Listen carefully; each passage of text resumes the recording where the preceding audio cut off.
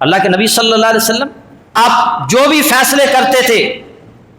اللہ کے قانون کے مطابق فیصلے کرتے تھے، اور اللہ نے حکم دیا تھا آپ کو وَأَنزَلْنَا إِلَيْكَ الْكِتَابَ بِالْحَقِّ، ہم نے آپ کی طرف کتاب نازل کی ہے حق کے ساتھ، مصدقا لما بین یدیہ من الکتاب ومہیمنا علیہ، جو تصدیق کرنے والی ہے اپنے سے پہلی کتابوں کی، ان پر نگران ہے، فاحکم بینہم بما انزل اللہ، آپ ان کے درمیان فیصلہ کریں اس کے مطابق جو اللہ نے نازل، فاحکم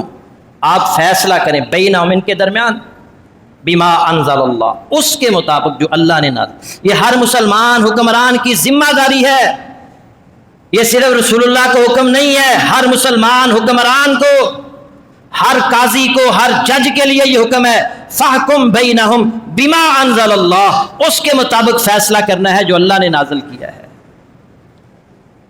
ولا تتبع اہواءہم، اور ان کی خواہشات کی پیروی نہیں کرنی، اللہ کے حکم کے مطابق۔ اور پاکستان کے اندر میں نے پچھلے جمعے میں بتایا تھا 700 قوانین ایسے ہیں جو خلاف شریعت ہیں، جو پارلیمنٹ نے منظور کیے ہیں، جس کا پتہ چل جاتا ہے اس پر علماء آواز اٹھاتے ہیں اور حکومت اس کو واپس لینے پر مجبور ہو جاتی ہے، ورنہ میں نے بتایا 700 قوانین ایسے ہیں جو خلاف شریعت پاکستان کے اندر بنے۔ اور آپ عدالت کے اندر کوئی کیس بھی لے کر جائیں، عدالتیں کہیں گی ہم آئین کے پابند ہیں، آئین کے پابند ہیں، قرآن و سنت کے پابند نہیں۔ ایک ہمارے دوست وکیل ہیں، وہ بتا رہے تھے ان کا کیس تھا وراثت کا کیس، اس وقت یہ ثاقب نثار جو تھا یہ لاہور ہائی کورٹ میں جج تھا، اس کی عدالت کے اندر کیس چلتا رہا وراثت کا، اور انہوں نے بتایا کہ میں نے کیس کیا ہوتا، ایک بھائی پوری جائیداد پر قابض تھا،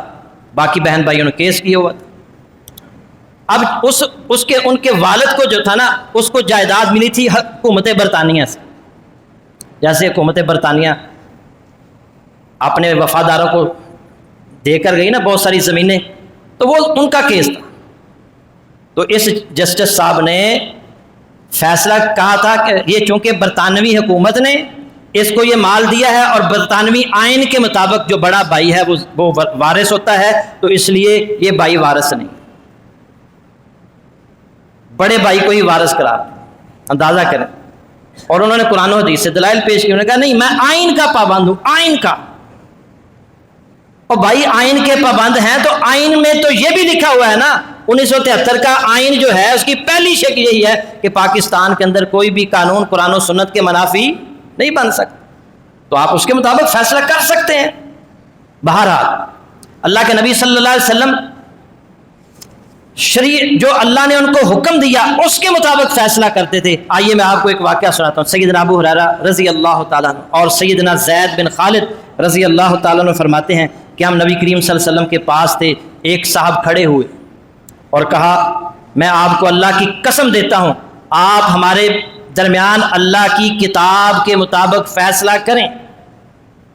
ایک دوسرا آدمی بھی کھڑا ہو گیا جو اس سے زیادہ سمجھدار تھا،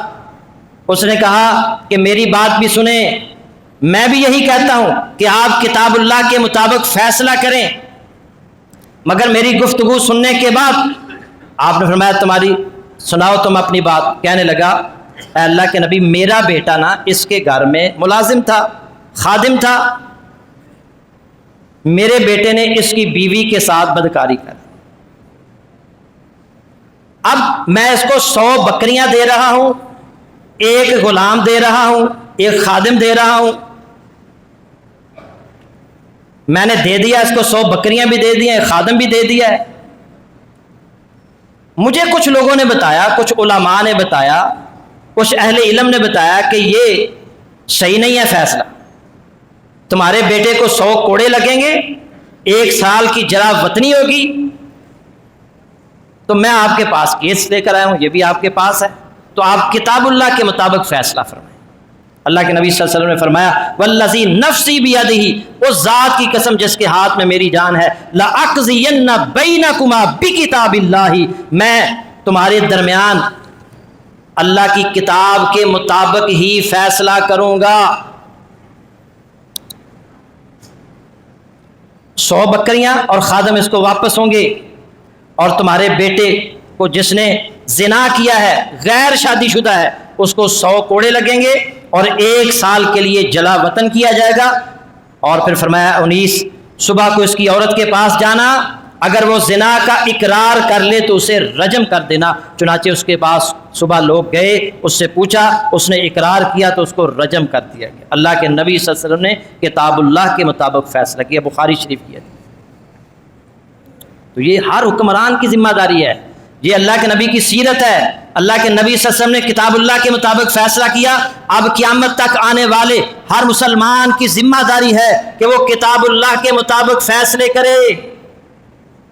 ورنہ پھر قیامت والے دن اللہ سے وہ بچ نہیں سکے گا۔ کوئی قاضی، کوئی جج،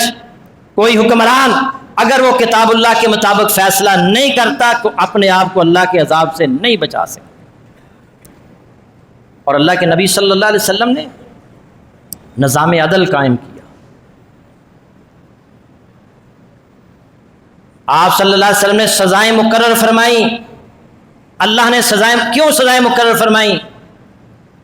سزا کے خوف سے لوگ جرم نہیں کرتے،